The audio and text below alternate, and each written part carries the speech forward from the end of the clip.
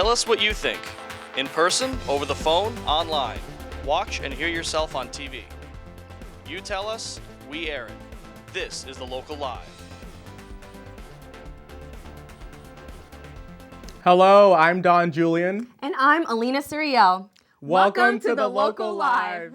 Tonight, it's all about bamboo. In our roundtable, Maura Carlin will talk to the Village of Mamaroneck trustee, Andres Bermudez Hallstrom, and Harbor Coastal Zone Management member, Clark Nuriger, about the proposed ban on growing bamboo. Hold on, Alina. Before we go to Maura, let's take a quick look to see what else we have prepared for tonight. Shocking news, from movie theater to condos. Stay tuned for the fate of the Mamaroneck Playhouse. Find out what the new band in the Village of Mamaroneck is. And the Mamaroneck High School lacrosse team makes our best play of the week. Do you love wine? Guess who is in the spotlight this week? Our pet of the week is Gail. Stay tuned to find out how to adopt her. To the surprise of many, including local officials, the Mamaroneck Playhouse Theater is closing. Here's my special report. On April 16th, theloopny.com, a valued resource of current events in Lower Westchester, published a response email from Village of Mamaroneck trustee Andre Bermudez to lmc-tv founder Sunny Goldberg. She wrote to several members of the community, including village and state officials, addressing the Playhouse Theater's impending closure. I was here on Saturday passing out flyers to save the Delancey Cooper House with my friend Carol Aiken, and got some terribly disturbing news. A guy walked by the table and said, "Do you know when you're talking about historic stuff that they're tearing down the Mamaroneck Playhouse?" I was shocked and so taken aback that I didn't know what to say. So I did some research and found out indeed that was true. The Local Live was already investigating the Playhouse not renewing the lease of two store owners that rented space in the theater. Len Captain, owner of Sarlin's Optician, one of the two businesses affected, tells his side of the story. After 32 years, I've been informed that they will no longer renew the lease. I think they have plans to do something with the building. I don't know what, but they just won't renew the lease. We contacted Kathy Guadagnolo, secretary of the Village Planning Board, and she stated that her office didn't have any records concerning the matter. We went looking for answers at the village offices. Village planner Bob Galvin pointed us in the right direction to village manager Richard Slingerland. He confirmed in an email the closing of the Playhouse Theater due to financial sustainability. Local Live producer Shayla Navarro contacted Bowtie partners Ben and Charles B. Moss Jr., but they did not reply to our phone calls. Your call has been answered via IP office. Ben Moss. We're just trying to get a short statement from Bowtie partners to confirm and inform the community about the closing of their movie theater. Likewise, Chief Operations Officer of Bowtie New York, Joe Masher, also did not reply to our inquiries. What upset me was that there was apparently no notice, no publicity, no informing the residents of Mamaroneck that this was going to happen. And here is this iconic playhouse that has had such a wonderful history to it, and none of us had an input into stopping it from turning into condos. Mayor Norman Rosenblum said to the Local Live that he was contacted by Bowtie partners a few months ago about the idea of turning the Mamaroneck Playhouse into a boutique theater. Surprisingly, less than a week ago, he received the news that the Playhouse will be closing. The 17th will be the last day, and their plans are, as they told us, to keep this facade out here and the entrance, but they will be planning to knock down the building and putting up a certain number of apartments. I don't know if they will be condos or they'll be rentals, but in any case, of course, they would have to go through all the land use boards. Village residents react to the sudden news. We don't have a lot of movie theaters around Larchmont, and if I was to pick my favorite movie theater, it would probably be this one because everybody here is so nice. I was deeply saddened to hear the news that Bowtie Cinemas would be turning this building into condos, of all things, and taking away from the culture and life that's on this avenue.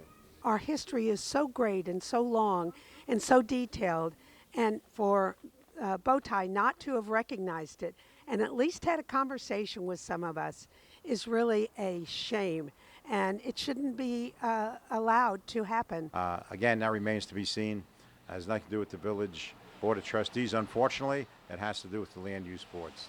So until then, if you are interested, perhaps you can pressure people, get together, and maybe contact Bowtie Cinema and ask them if they would be interested. Since it's not an economically viable movie theater, perhaps they'd like to sell it to a not-for-profit corporation, and we can keep it. If not, we can only wish for the best. This Thursday, April 17th, will mark the 89-year-old Playhouse Theater's last day open. Only time will tell how losing this historic landmark will affect the village of Mamaroneck. For the Local Live, I'm Don Julian. Do you want to keep the Mamaroneck Playhouse open? Here's the number of Bowtie partners. It's also published on their website. You can call 212-764-7000. After a 2-year battle, smoking cigarettes in Mamaroneck's public parks will be banned in the near future. The measure was first proposed 2 years ago and has the support of many prominent residents of Mamaroneck. A ban on smoking in public places is also in force in New York City, where the law was passed in 2011. It's important to mention that electronic cigarettes are also included in this ban. Remember, you can watch the whole meeting on our webpage. You can go to lmc-tv.org and watch on demand. Now it's time for Mike Witch's In the Media segment. Let's see what stories are trending this week in our local media.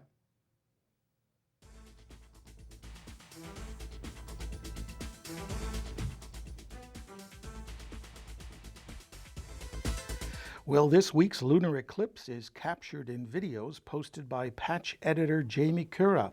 Called the blood moon due to its red color, the full eclipse happened in the middle of a cloudy night in our neighborhood, but a story and posted videos show it all. The next one is April 8th. Go to the Larchmont Patch to see for yourself. Also from the Patch, news that Eileen Gottesfeld is returning to lead an in-depth book exploration into how life often surprises us with the unexpected. The sessions will examine and discuss how the characters in selected books deal with totally unexpected events that challenge them. For the reading list and the meeting dates, check out the Patch.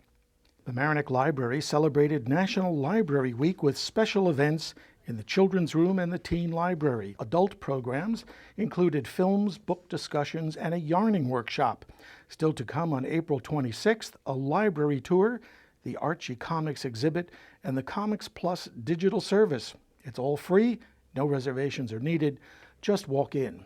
From the Loop, we learned that local educators are quite dispirited dealing with the Common Core, the new state standards. It was the topic of the Larchmont Mamaroneck Local Summit meeting on April 8th at the Nautilus Diner. Mamaroneck's Assistant Superintendent for Curriculum and Instruction, Annie Ward, and Colleen Melnick, a teacher at Murray Avenue School, delivered an overview of the standards, as well as their take on the impact that these new standards are having on students and teachers. Loop reporter and former school board member Lynette Say tells the full story in the April 15th issue of The Loop. The summit meetings are open to all. The next one on May 20th will host County Legislator Catherine Parker. Spring classes start soon at the Center for Continuing Education. Evening and daytime courses include iPhone photography, opera, and cooking essentials for men. And there's boating safety, computer software, even history, like the Roosevelts of Hudson Valley. Among the new courses, video editing, taught right here by lmc-tv staff. Check out all the courses, new and old, on the center's website, lmc-ce.org. Finally, as Easter is almost upon us, patch editor Jamie Cura tells us how to use silk ties to dye eggs. It's easy, writes Cura, who furnishes a step-by-step slideshow. Unfortunately, once decorated this way, the eggs should not be eaten. Well, these were some of the stories that caught my eye this week in the media.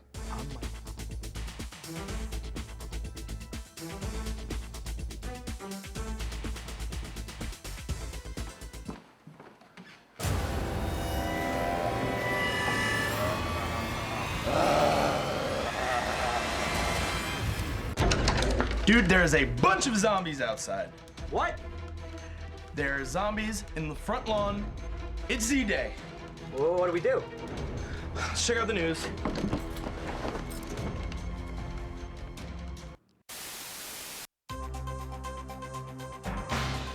I'm here on Halstead Avenue, where the Mamaroneck Police Force has already begun to crack down on the zombie menace. Get out of my shot! Residents are advised to stay inside, lock their doors, and wait it out. Back to you in the studio.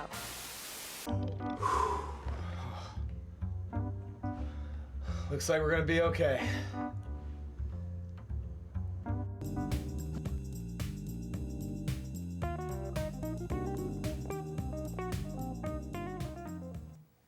Welcome back. You're watching The Local Live. I'm Maura Carlin, and it's time for our live roundtable. And I'm Rebecca Berman. If you're watching us live now and have questions or comments, you can tweet, email, and phone to the numbers and addresses on the screen. That's right, Rebecca. Every Thursday night, we welcome you to participate in our conversation. This week's topic, the bamboo ban being considered in the village of Mamaroneck. The effort to stem the growth of running bamboo is even larger than the plant itself. Village Mayor Norman Rosenblum and Village Manager Richard Slingerland call the spreading plant a danger and a nuisance. Others claim the proposed ban is about changing human behavior. The issue has even pitted some local elected officials against volunteer-staffed commissions. And the disagreement does not follow party lines. Joining me for this discussion are Village of Mamaroneck trustee Andreas Bermudez Hallstrom and Clark Nuringer, a member of Mamaroneck Village's Harbor and Coastal Zone Management Commission. Let's start with you, Andreas, as you support a bamboo ban. So why is running bamboo such a problem in Mamaroneck? Well, running bamboo, as the name implies, is bamboo that grows sort of uncontrollably. We've had complaints that it runs onto other people's property. So you have a nice yard and then all of a sudden bamboo is sprouting. We have a real problem in a property near MEM's headquarters, the ambulance headquarters, where the bamboo is so thick that it is actually, when there's a storm, it blocks the road. It's tall enough that it blocks the road, and it's a real problem in emergency situations. It can also cause problems if it starts growing near wetlands, because at that point it's almost game over. It's almost impossible to get rid of. And it's just generally a nuisance if you don't want bamboo on your property and you end up with a bunch of bamboo because your neighbor has it. Now, Clark, you were quoted as saying the proposal was intended to ban a human behavior. What do you mean by that? Well, it seems to me that the issue isn't bamboo, the poor plant, or any other plant. Bamboo has just been singled out because it has unique characteristics. I think the issue is, and what the Board of Trustees seems to be suggesting, is they would like to prevent people from doing a certain type of action, and that is planting a particular plant within a certain distance of a property line or village property. That's a behavioral thing. That has nothing to do with bamboo. It could be any plant that might be obnoxious. Today it might be bamboo, tomorrow it could be poison ivy. Well, how, if at all, would it differ from the roots of a big tree growing from one property to another? You know, a lot of these old trees have roots that have spread. Is it any different? And branches. Well, the way that bamboo spreads is a lot faster. I was actually in a bamboo farm in Florida when I was visiting my dad, because it grows a lot there. There was a bamboo plant that was easily a foot thick and 50 feet high. And I asked the owner of the farm, how long has that been growing? How many years? 3 months. Really? So in the right environment, and I don't know if Mamaroneck will make it grow that fast, but it is a very fast growing, fast spreading. And once it starts growing, it is extremely hard to get rid of. Is it something that's used on a widespread basis here? I don't know how widespread it is. We don't have that information. It's not like you need a permit to grow it. But we have gotten complaints. We have, if you drive on North Barry by MEM's headquarters, you'll see it. And we've gotten feedback from the community that it's a problem. One thing I was curious about, though, I see it's become an issue in the village of Mamaroneck, but it hasn't been an issue in the village of Larchmont or any other neighboring communities. Is there a reason? Well, I don't know if the villages of Larchmont or if the town has gotten complaints. They don't share that with us. We've gotten complaints, and I'm a trustee in the village of Mamaroneck, not the village of Larchmont. So, you've mentioned the wetlands and water. From research I did, bamboo doesn't grow into water. So I guess that confused me a little. I don't think it's so much in water, but wetlands aren't necessarily water. It's areas where water can sometimes be and sometimes not. It's wetlands is not the same as water clogged all the time. But it's water it's land that is in an area susceptible or in around water, I thought. I'm not an expert in the definition of wetlands or not. Okay, now this is not the first time this issue has been brought to anyone's attention in the village of Mamaroneck around 2006. I believe now Mayor Rosenblum brought it before the Tree Commission. I don't know if either of you were familiar with that. June 2008, Oh. actually. He was chairman of the Tree Commission, and he did bring a proposed law that he recommended be submitted to the Board of Trustees for adoption. That law was lifted directly from a small, tiny community out in Fire Island, which apparently had a problem with bamboo. Very, very, very different circumstances. Fire Island has a preponderance of sand. Bamboo grows like wildfire in sand. We don't have sand. We have regular dirt, earth in Mamaroneck. And rocks. And rocks. But he brought that law. The Tree Committee voted unanimously not to recommend banning it at the time. And in communications, the rationale and the reason that he brought the recommended law was because his employer's neighbor planted some bamboo. That's an instance of a single occurrence in a particular circumstance, generating the notion of banning a plant throughout the village. It didn't make sense then, and there are many people that seem to think it doesn't make sense now. Well, just to clarify a few things. First off, it's not an all-out ban on the planting of bamboo. You can still plant clumping bamboo.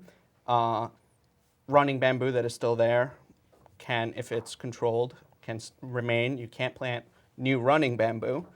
So it's not an outright ban. And just because something was considered and not passed by a board of trustees the better part of a decade ago, six years ago, doesn't mean that it's a good idea. I introduced just like we heard earlier, the smoking in the parks ban was originally introduced by me when I sent an email to the board of trustees almost 2 years ago, almost 2 years to the day.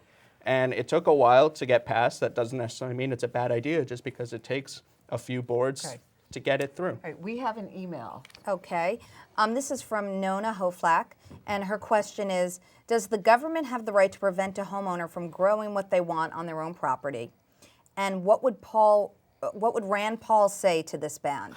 Why would anyone want a bamboo plant in the first place? Well, you can't grow marijuana on your property. You can't grow poppies on your property. So yes, the government can ban you from growing certain But plants. those are illegal substances, so there is a difference. Well, because they're illegal because they cause some sort of societal problem. So does bamboo going onto other people's property. Okay, but those are things, I mean, playing devil's advocate here, those are things that are illegal by the state of New York, not by a municipality, and by frankly, the federal government. So I see where you're going, but that is a different situation. Well, it is a power that the village has if we so choose to exercise it. One of the things that really puzzled me was how the law went to the Harbor and Coastal Zone Management Commission. That's a very simple explanation. Under Chapter 240-29 of our code, determination of consistency, if any village agency, including the Board of Trustees, wants to move forward with a Type 1 or unlisted action under the State Environmental Quality Review Act, it needs to be sent to the HCZM for a determination on whether it's consistent with the 44 policies of the Local Waterfront Revitalization Plan, the LWRP. This, under the state law, was deemed to be an unlisted action, which means a lot of legislative acts touching on the environment are unlisted actions. So by law, we referred it to the HCZM in the form that has to go to the HCZM. It's very clearly marked as unlisted, and that's why it was sent to the HCZM. Okay, not having read the statute, it still confusing to me. So anything that's not listed in there has to go to a coastal commission? There are three not types. a tree commission? No, there are three types of actions under the state law. There are type 1 actions, which is, building large subdivisions, building large buildings. It's like acres and acres. Then there are type 2 actions, which are actions that are not subject to the Environmental Review Act, so long as they don't have negative environmental impacts or potential negative environmental impacts. And then there are unlisted actions, which is everything else. Under the type 2 actions, one of the things that is explicitly said to not be a type 2 action is the passing of laws by villages, by anything lower than the state. So if it's... So you're saying that any law you pass has to go by the harbor? If it has a potential... Did the smoking ban go past it? The smoking ban doesn't have a potential negative environmental impact. Okay. Potentially, the banning of bamboo could, it can be argued. What's that argument, please? I'm not the one who made the argument. Clark, you look like you want to weigh in. I'm just confused about this. This was precisely the issue and question that came up at the HCZMC meeting. Some members of the board said, why is this even in front of us? Because it seemed quite clear to 7 sitting volunteers, citizen volunteers, who were praised up and down by the mayor as being the best in Mamaroneck has to offer, citizen volunteers. They said, why is this in front of us? Because there was no findings, there was no finding statement, there was no representative of the village that came before and explained it. It was a piece of paper plunked down in front and said, make a consistency determination, and parenthetically, if you don't find it consistent, you're not doing your job correctly. That makes no sense at all. The fact is, what the village would like to do is ban a certain behavior by individuals. They don't want them to do something. It's no different than someone planting a tree in the middle of a village-owned property without permission. You don't ban the tree, you ban the action. But we do ban the action. We ban the growing of it, the planting of it. Just like we ban dumping your waste into the storm drains or into the harbor if you have a boat. Yes, but you don't ban the waste, you ban the action. And the law bans the planting. The action is the planting. No, but it's singling out bamboo. Why isn't poison ivy banned? Why isn't... Well, that's not up to the HCZM to decide, which brings up the point that my objection to the HCZM's actions regarding this was that they were usurping, they are not elected by the people. The Board of Trustees is elected by the people. Under the state constitution, it's the Board of Trustees that decides what laws get passed. It's not up to the HCZM to determine whether a law could be better or is a good idea. Their role under our laws and under state laws to determine whether the proposal is consistent with the 44 policies of the LWRP. I'd like to quote... Okay, go ahead. Well, let me just interrupt, because what I wanted to understand was the commission didn't say that the law was bad. They didn't make that determination. Or am I wrong? Well, during the discussion, there was, questions as to why don't we ban other things. There were questions on the policy aspect of it, not on the consistency with the LWRP, which is beyond the scope of the HCZM's mandate. But wasn't what they voted on whether that they thought it should be before them, like? No, yes, the question that was asked. That was what I. The question that was asked at the outset, having nothing to do with making any sort of concern or comment on whether the law is good or bad. The question on the outset is, why is this proposal in front of the commission? In other words, it was felt apparently by a majority of the commission, appointed citizen volunteers, that it didn't have environmental issues. You cannot do a consistency review on something that doesn't even come near having any concern with the 44 policies. So it just was not applicable. It had nothing to do whether the law was good or bad, and this notion of usurping power of the Board of Trustees is overreaching. It's an overreaction. It had nothing to do with that. I guess I don't understand from a procedural standpoint why if a commission gets something that they don't understand, you don't pick up the phone and call the people who sent it to you? Well, perhaps if the Board of Trustees or the administration did their work as I would imagine it would have to be done. I'm no expert in municipal administrative law, but it seems to me, why wasn't there even a finding statement, a determination made? What was the basis for sending the law down? And what was the conclusion, or what were the definitions of the law with respect to an environmental concern? There was no background. There was nothing submitted. Go ahead, Andres. The only requirement under the law for submission is the proposed law, which is just the action, just like if we were building a building, it'd be the plans, and the form that is the coastal review form. I forgot the exact name, which one of the questions is, what type of seeker action is this? Unlisted, type 1, or type 2? If it's a type 1 or unlisted action, our code, it's very clear, has to go before the HCZM for a consistency determination. I have here the definition of type 2 actions. In no case have a significant adverse impact on the environment based on the criteria contained in subdivision blah, blah, blah of this part, and then it goes on to list proposed legislation. So if a proposed legislation has in no case a significant adverse impact, so there's no way that it has an adverse environmental impact, it would be a type 2 action not subject to determination by the HCZM. Because this could theoretically have an adverse environmental impact, it becomes an unlisted action, which means it has to go before the HCZM under our law. And that's the problem. Someone made a determination that it was an unlisted action and not a type 2 action. It seems to a lot of people that was an arbitrary conclusion. Where was the explanation? Where was the research? Where was the finding? Why is it not a type 2 action? What is the possible adverse, potential adverse environmental negative impact, positive impact? There was no rationale. The HCZMC is the premier environmental land use board in the village of Mamaroneck, and to simply send down a piece of paper without any background seems to be unfortunate. Why shouldn't the people have an explanation? Why should laws even be considered without the people being told and explained what is the background, what is the basis of this? And this law presupposes that it's okay to ban a plant in the village of Mamaroneck. For what reason? Well, Clark, the HCZM receives the packet of information several days in advance. We never got an email. Clark, you were at the meeting prior to the HCZM's determination wherein this law was introduced. You took part in the public comment and the public hearing. You never asked why is this an unlisted action. You could have asked. You could have sent an email to the village attorney. In fact, the attorney for the HCZM, who was at the meeting, repeatedly said the reason this is before the HCZM is because it's an unlisted action.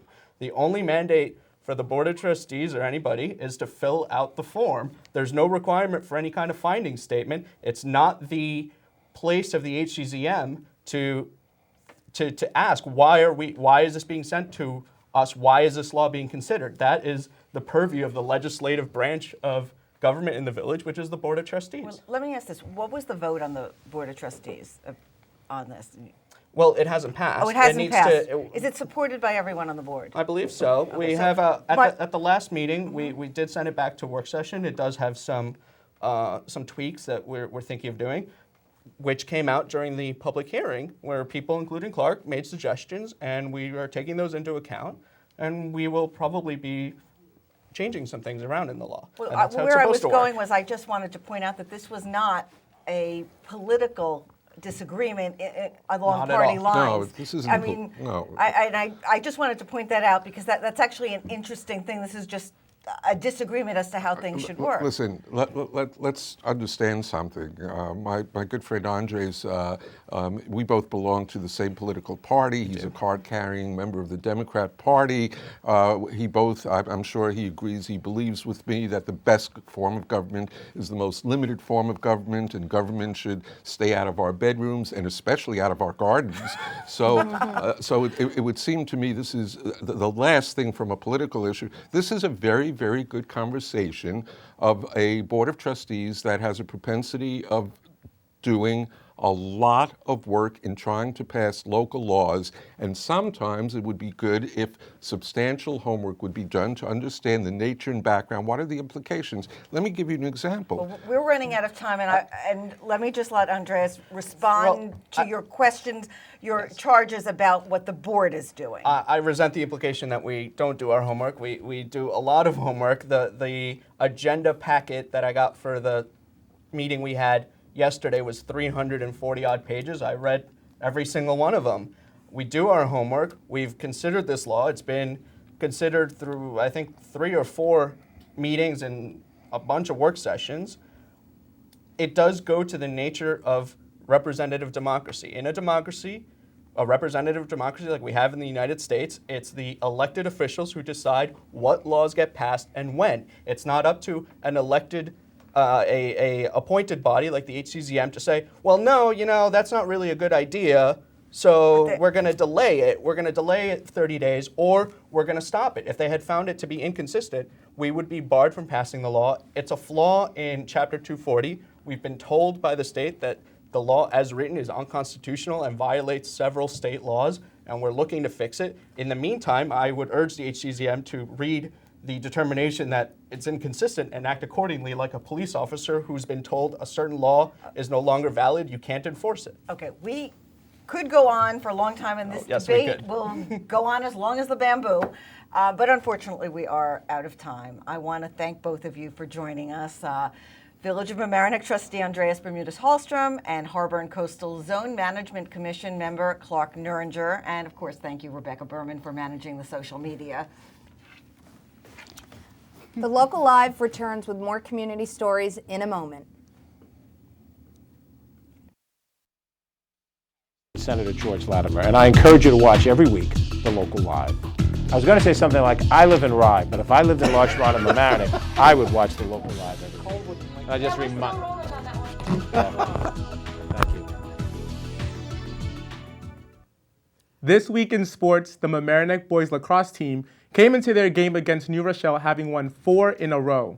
They took down the New Rochelle Huguenots with a big contribution from junior Reed Malice in the LMC Varsity Sports Play of the Week.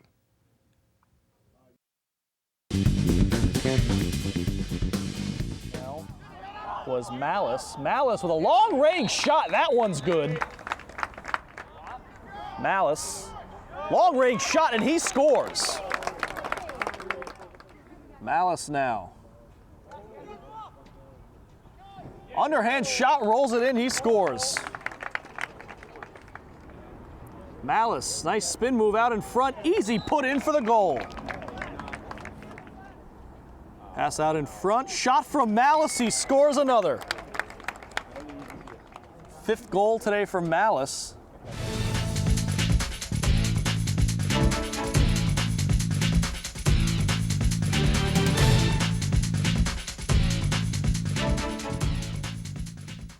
This week, community LMC-TV producer Calvin Guevara makes his debut as a Local Live reporter. Vinifera is in the spotlight. Let's watch the tape.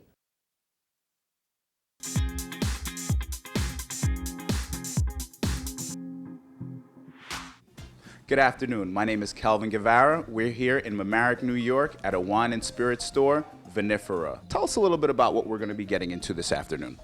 Well, I kind of wanted to take you around the store, and we're also going to go over how to look at a label and pick out a wine. So we've been in Mamaroneck for about 3 years, and one of the things that we've definitely learned about our customers is that they love for us to pick out wines that are unusual, that they may not have seen before, but also they insist on value. You seem very knowledgeable, Francois, about the liquor, or the wines in your store. How does that translate into helping customers and bringing people into the store? Well, the store has, our owner and also one of our employees has what's called the intermediate certificate from the Wine, Spirit, and Education Trust. So we value education tremendously at the store. We are we're a bit of a store with a bunch of wine nerds, to be honest with you. It helps us really be able to answer questions fully instead of sort of, I know, I don't know. Some customers get very turned off when they go to buy a wine, which is a confusing enough thing to do, and they get somebody who doesn't really understand what the different wines are like. What are some of the wines that you would suggest someone come in and taste? It's a wonderful rosé that's very high acidity, and it's perfect for the summer because it's going to really refresh you with that acidity. It's got a touch of sweetness to it also, so it's just it's an all-around wine that I think anybody can enjoy. It's very, very accessible, and you can have it with just about anything. A terrific wine here is it's called La Cuvée du Chat, which means the cat's barrel or the cat's wine. So you have a picture of a cat with a little drunken nose coming out of a barrel. But the fact is, this is a wine that's really very, very juicy, a lot of fun to drink, and again, can go with just about anything, so it's very versatile. You'll notice on our price tags, for example, we tell you a bit about the wine. We'll tell you what the wine is like, what grapes are used. We try to include as much information as possible, where the winery is, what the history of the winery is maybe, on these price tags, what to pair with it in many cases. It looks like a great store. I'll definitely be here shopping in the future. My name is Calvin Guevara. This is The Local Live, and we were just at Vinifera in Mamaroneck, New York.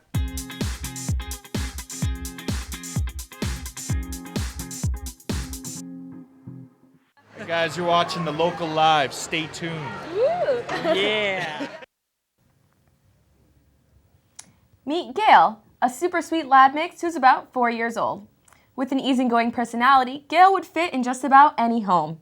She is friends with everyone she meets, people, kids, other dogs, and even cats. She's well-behaved, calm, and housebroken too. Her favorite activity is snuggling on the sofa with you.